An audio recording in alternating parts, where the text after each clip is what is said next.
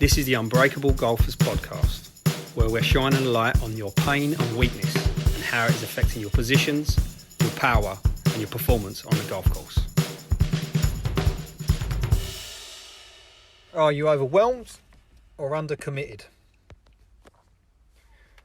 We're into January, and obviously setting New Year's resolutions, people do that and all that. However, for the last few years, I set something called Impossible Games. Impossible Games is where you set targets that seem impossible at the start of the year. And the whole point of that is you're supposed to change, grow, whichever way you look at it. You need to get into a position that you're someone else to achieve that target. And in doing that, it's very easy to pick a load of things you want to do. But one of the most important things to do, and something that I've done this year, is you have to remove certain things that could lead to overwhelm, because you can't be committed in them. So there's certain programs and courses and whatever it was that I'd planned that I wanted to do that I'm just not going to think about. Certainly not for the first 90 days of this year, and then maybe not even all year. Because I can't have commitment to the highest level if I've got to be committed to too many things. So where I start to multitask. Someone once told me that multitasking is doing a couple of things very badly, because you're not going to be able to give your best. Now, what happens when people set their normal targets is they may pick something that's impossible to them, but they are unwilling or don't take the time to think about the foundation they have to build to pull it off. So, take, for instance, your body. You will pick a target, whether it's to lose weight or gain muscle or increase range of motion or run a marathon or start a new sport or whatever it may be. You will pick those targets and you will go gung-ho for the first couple of weeks, maybe even the first month, and you get amazing results. But what happens is you can't keep that commitment up for the whole time.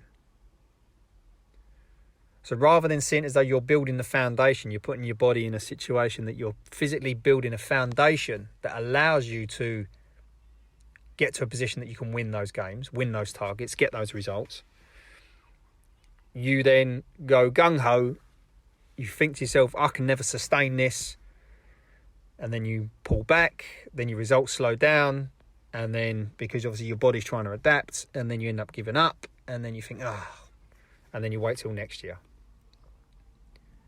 Same thing happens with your mindset, because now your body you're now not believing that you can get to the position that you wanted to get to, or you can't maintain it, which means you lack confidence.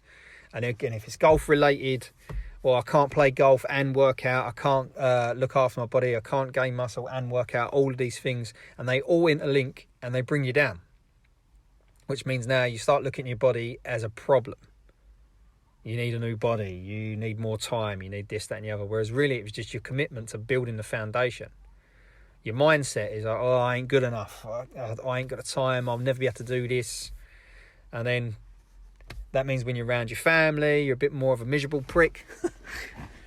You show up at work different because you're not as motivated at the start. Yeah, I'm going to conquer the world, I'm going to do this, I'm going to do that. But what if you set targets, say for instance in your body, and you said, you know what I'm going to do for the first month? I'm just going to build the habits and the behaviours that will allow me to do this target that's been set to me. So for instance, someone gives you, say you work with someone in fitness, and they say, right, this is what I need you to do. And you say to that person, okay, I appreciate that. Right, this is what I need to do. How do I change these habits? How do I change these behaviours? And then you implement that. And then by the end of January, you now have new habits, which again gives you more positive mindset. You have more confidence because you've built these new habits and they don't seem impossible. They've just been what you're doing. And then when you go and play golf, you're happier because you realise you've got time for your golf, you've got time for training, you've got time for getting your mind right. most people think they have to make dramatic changes in the first month, when really all you've got to do is build the foundations with your habits and behaviours that will lead to you making dramatic changes. Same thing in your mind. You think you have to completely change your mindset. You might have to, but what if you just started taking habits and behaviours that improved your confidence? Same thing with golf. What if you started doing daily habits, which is what we do in Unbreakable, that actually improve your golf, your body and your mind? Simple question. Where are you overcommitted, overwhelmed, or undercommitted because you've taken too much on and haven't been willing to build the foundation? Follow-up question. What results would you get and how would your life look if you spent January, instead of going gung-ho, but building the right foundations to get the results you want? Good luck. For more information on golf performance, by increasing your power, by getting in better positions, by working on your body and mind, go to unbreakablegolfers.com and sign up to the free asset.